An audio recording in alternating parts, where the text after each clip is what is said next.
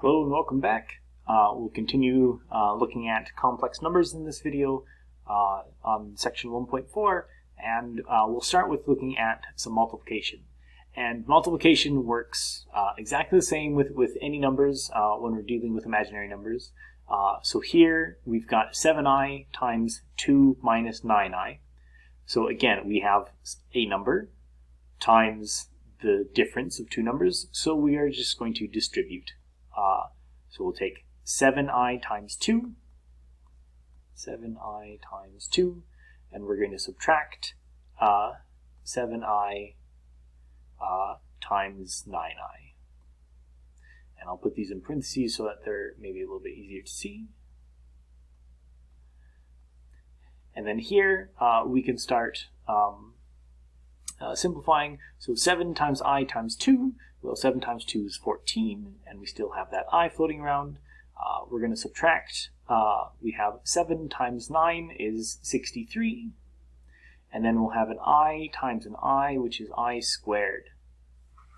Now, I squared is negative 1. This is the definition of the imaginary unit. So when I simplify this, this is going to be 14i minus 63 times negative 1. And then from here, negative 1 times the negative 63, that becomes positive 63. And to write this in standard form, I'll write the term without an I out front, and then the term with an I in the back. So again, this is now in standard form, where we have the real part and the imaginary part. So let's continue on. Let's look at another example. Here we can, if we think about this as multiplying polynomials, we can FOIL. And this is exactly what we're going to do here. So when we FOIL, we will multiply the first terms together. So we'll have 5 times 6. We will multiply the outside terms. So have plus 5 times negative 7i. Multiply the inside terms, plus 4i times 6. And then the last terms, plus 4i times negative 7i. And now to simplify, 5 times 6 is 30. We'll have 5 times negative 7i, so 5 and negative 7 multiply together to get negative 35, with that I there. 4 times I times 6, this will be 24i. And then this last one, 4 times the negative 7, that leaves negative 28. And then I times I, so we'll have another I squared.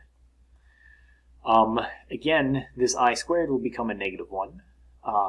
So if we start simplifying, I'll leave the 30 here. We have negative 35i and plus 24i. That leaves minus 11i. And then this last term, I'll have minus 28 times I squared, which is negative 1. Negative 28 times 1, well, that becomes positive 28.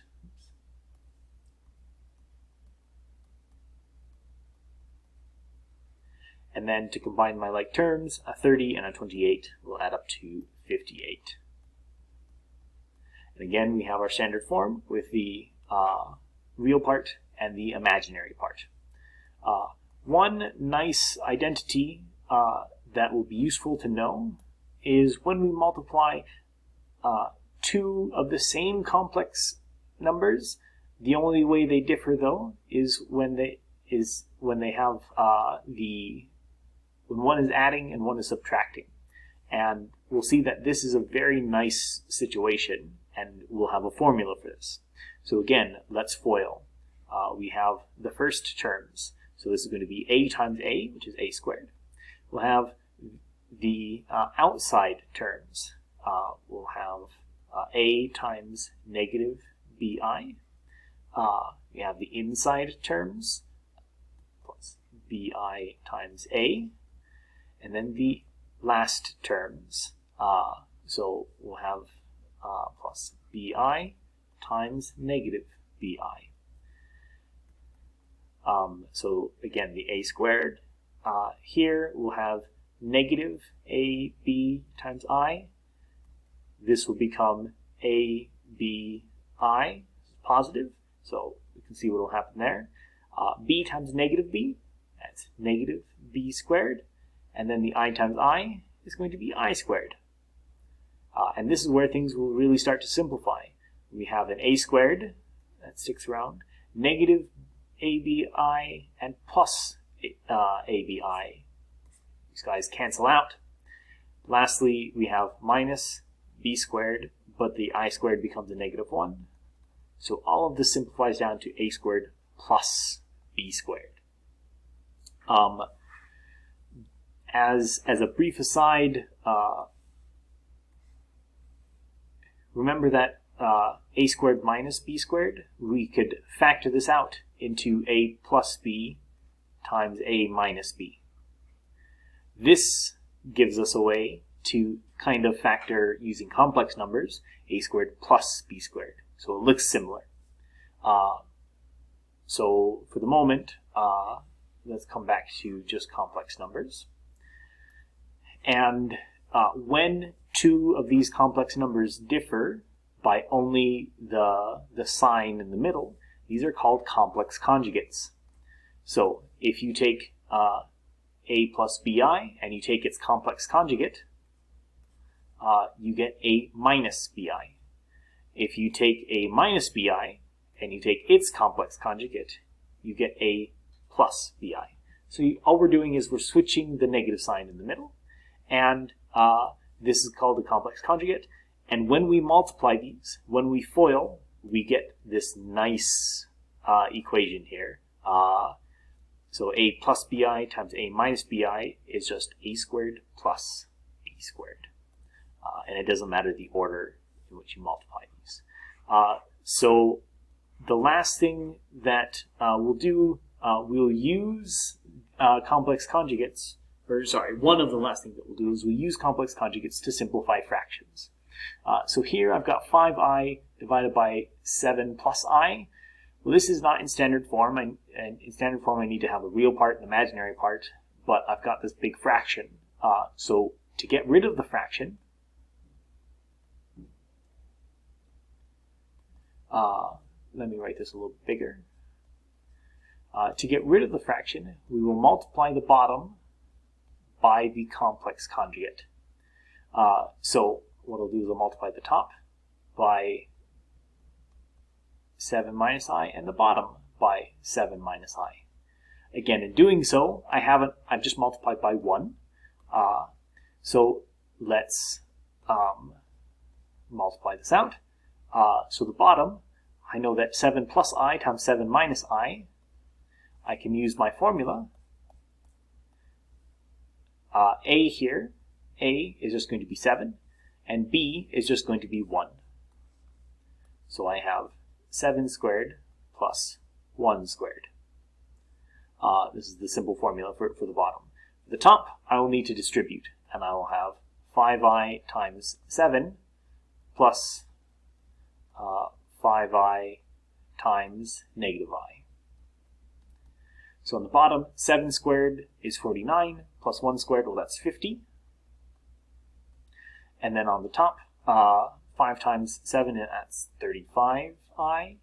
Over here, I have 5 times I times negative I. So I have a negative sign. 5 times I squared. Finally, I squared is just negative 1. So all of this will cancel and simplify to be a positive 5, because we have the negative 5 and negative 1. And then I'll write 35i.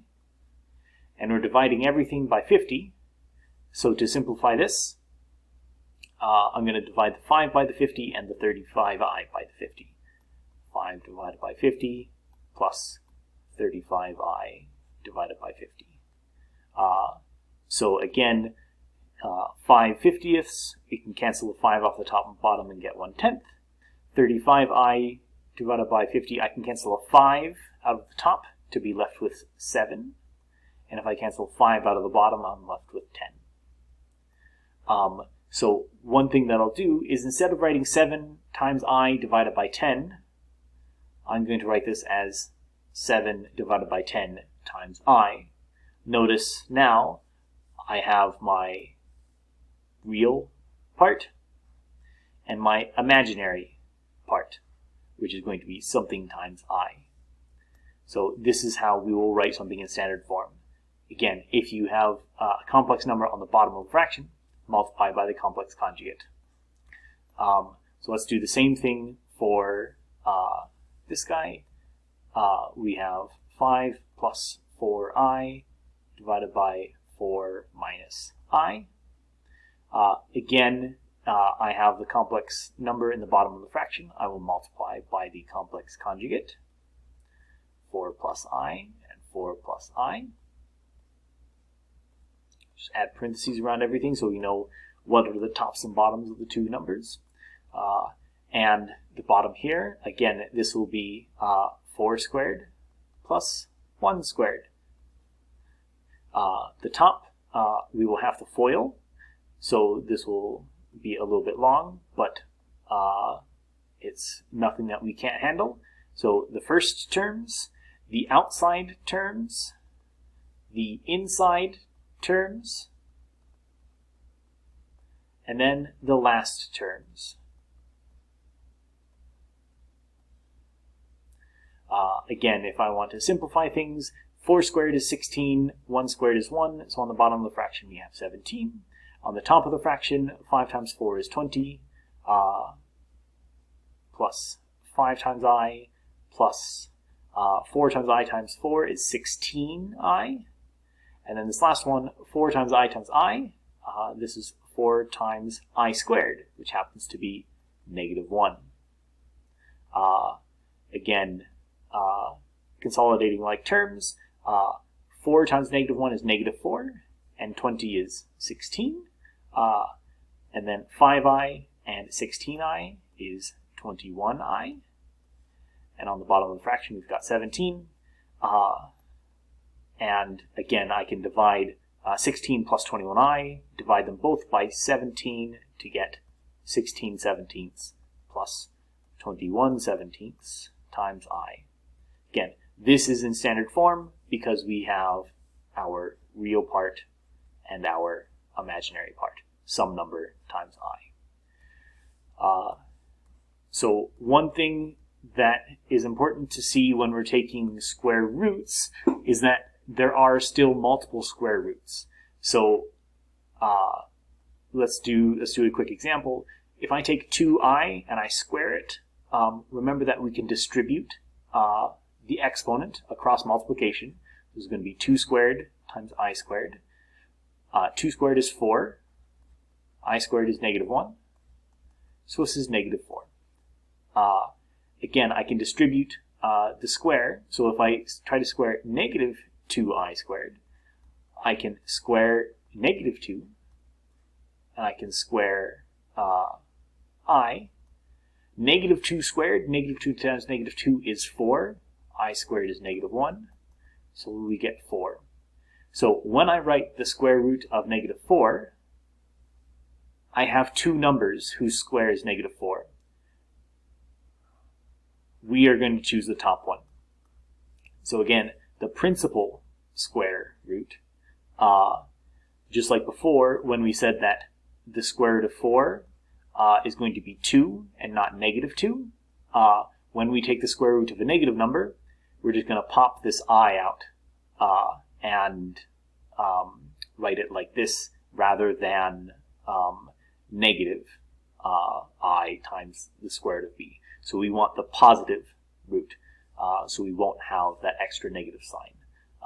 And I will do one more short video doing some examples involving the principal square root.